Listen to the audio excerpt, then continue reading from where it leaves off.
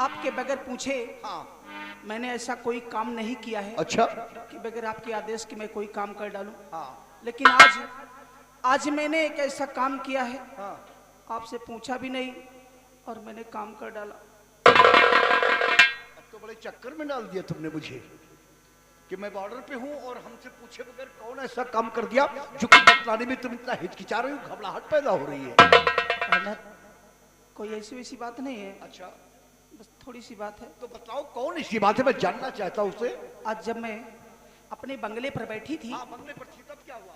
तो अपने बंगले के सामने से दरवाजे के सामने से एक गोदना गोदने वाला जा रहा था और आवाज लगाता हुआ जा रहा था। जब उसकी आवाज मेरे कानों में पड़ी तो मैंने भौंदू से कह करके उस बंगले वाले को मैंने अपने गोदने वाले को मैंने अपने बंगले पे बुला लिया। क्या हुआ?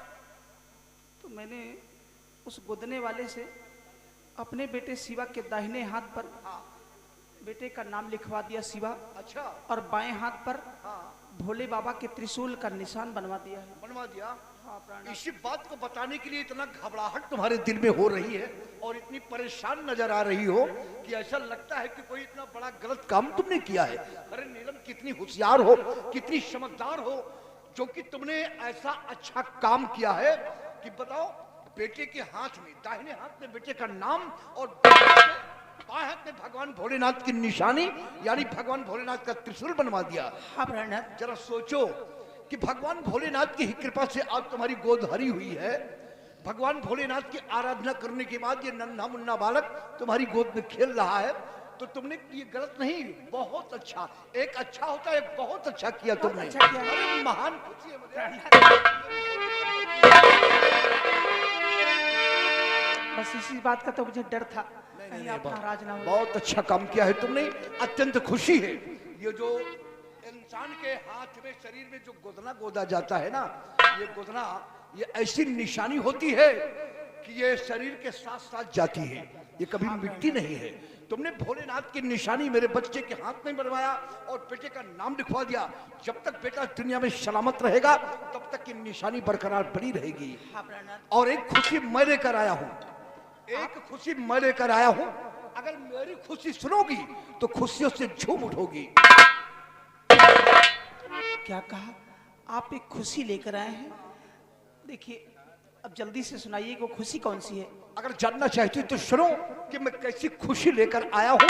वो खुशी तुम्हारे समक्ष मैं जरूर जाहिर करूंगा। बताइए ना। ये हमारा बेटा शिवा कितना होनहार है, इसकी तकदीर में भगवान ने क्या लिखकर भेजा, रास्ते भर में ये सोचता हुआ यहाँ तक आया। प्रणत, अब पहली मत बुझाइए, जल्दी से बताइए खुशी क्या है।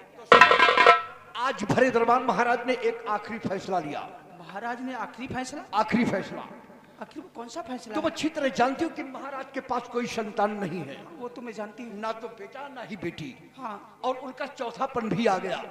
उन्होंने अपने दिल से सोचकर एक आखिरी फैसला यही लिया कि मेरे बेटे शिवा को, अपने बेटे शिवा को राज्य सोनागढ़ का उत्तराधिकारी नियुक्त कर दिया। क्या उत्तराधिकारी? मेरे बेटे शिवा को सोनागढ़ राज्य का उत्तराधिकारी? मेरा बेटा महाराज बन जाएगा? महाराज बनेगा आने वाले समय में। भोलेनाथ, ये कितनी सब भोलेनाथ की ही कृपा है। और यहाँ के जो मंत्री रणजीत सिंह है, मंत्री जी के बेटे सागर सिंह को यहाँ का सेना नायक का पद दिया गया। क्या? सेना नायक? मंत्री जी के बेटे को सेना नायक? हाँ प्रिय, बड़ी अच्छी बात आपने सुना दिया स्वामी। बहुत अच्छी खबर मैंने सुनाया। और हाँ, ये जो महाराज ने आखिरी फैसला दरबार में लिया, ये बात कल रियाया के कानों में डालने के लिए आप पूरी प्रजा के सामने जाहिर करेंगे और बेटे शिवा को गोद में लेकर सबके सामने बताएंगे कि मैंने सेना नायक दिग्विजय सिंह के बेटे को इस राज्य का उत्तराधिकारी नियुक्त कर लिया। आने वाले समय में यही बेटा हमारे राज सिंहासन पर विराजमान होगा। मैं धन्य हो गई। हाँ प्रिय, एक काम करना है तुम्हें। कल फजर होते ही 10 बजने से पहले बेटे को लेकर तुम्हें दरबार जाना है। बेटे शिवा को लेकर के मुझे रात दरबार पहुंचना है 10 बजे। हाँ प्रिय, और मैं यहीं से बॉर्डर पे जा रहा हूँ और वही बॉर्डर से मैं शाही दरबार में आ जाऊंगा। क्या बात है? इस बात को सुनकर तुम्हें नाराजगी हो गई? नाराजगी नहीं तो और क्या होगी? अभी क्यों? अभी 5 मिनट नहीं हुआ है इनको। हाँ। अब बता रहे हैं कि मैं सीधे यहाँ से बॉर्डर पे जा रहा हूँ। आखिर ये महाराज का आदेश है। मेरे दिल में इतनी बड़ी खुशी थी हाँ। कि आप आएंगे तो कम से कम एक रात तो रुकेंगे ही। लेकिन फिर ये मजबूरी है मेरे सामने, क्योंकि महाराज ने कहा कि जाओ सेनानाथ, ये खबर देने के बाद तत्काल तुम बॉर्डर पे जाना, नौजवानों को अलर्ट करने के बाद उसके बाद ही आकर के तुम शाही दरबार में हमारे मुख का आखिरी फैसला सुनना। ठीक है प्राणनाथ, मैं आपको रोकूंगी नहीं, इसलिए कि मैं जानती हूँ कि आपको अपने फर्ज से बढ़कर कुछ भी नहीं है। हाँ प्रिय, मालूम है तुम्हें? मैं सब कुछ जानती हूँ, इसलिए मैं आपका ज्यादा समय नहीं लूंगी, सिर्फ 10 मिनट। 10 मिनट? 10 मिनट तो का 10 मिनट का मौका तुम्हारे लिए दूंगा। तब तक बच्चे को गोद में लेकर हम प्यार से अपने बच्चे को गले लगा लें, उसके बाद यहाँ से हम फिर बॉर्डर पे जाएंगे। ठीक ठीक है।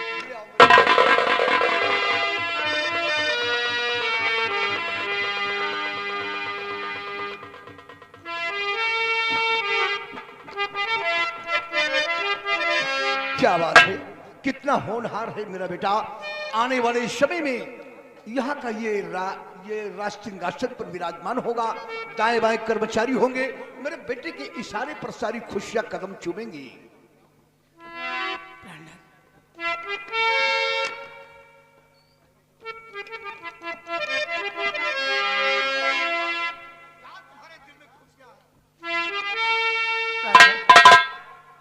और दिल में तुम्हें बिठा के, दिल में तुम्हें बिठा के कर लूंगी मैं बंद आंखें, पूजा करूं तुम्हारी, होके रहूं तुम्हारी।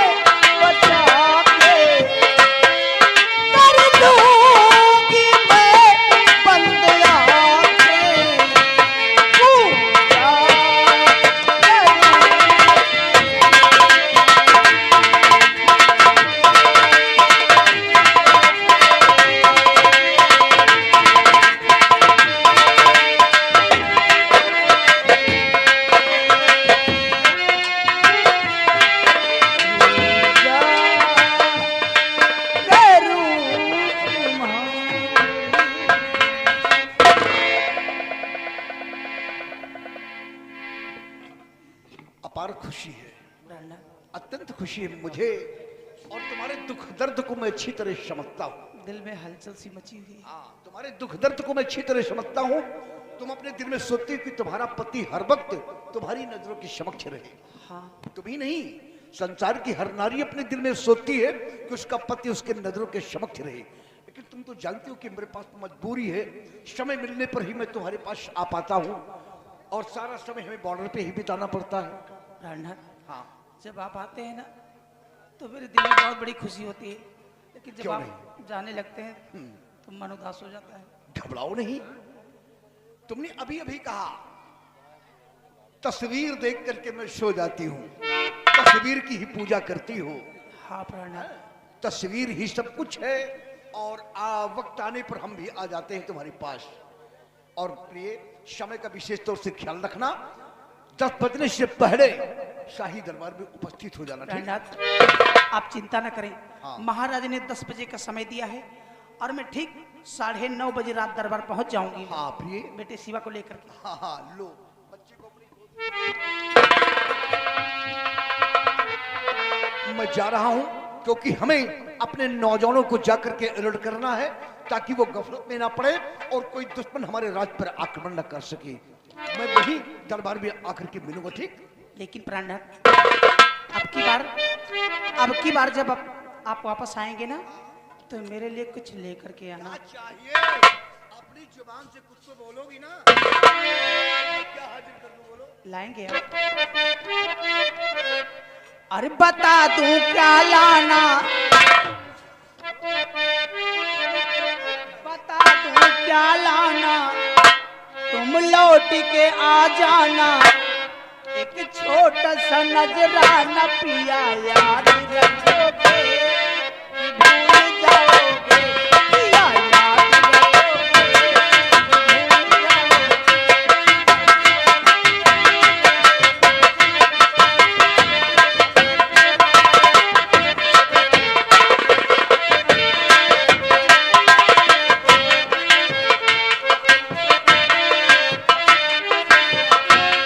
बता दूं क्या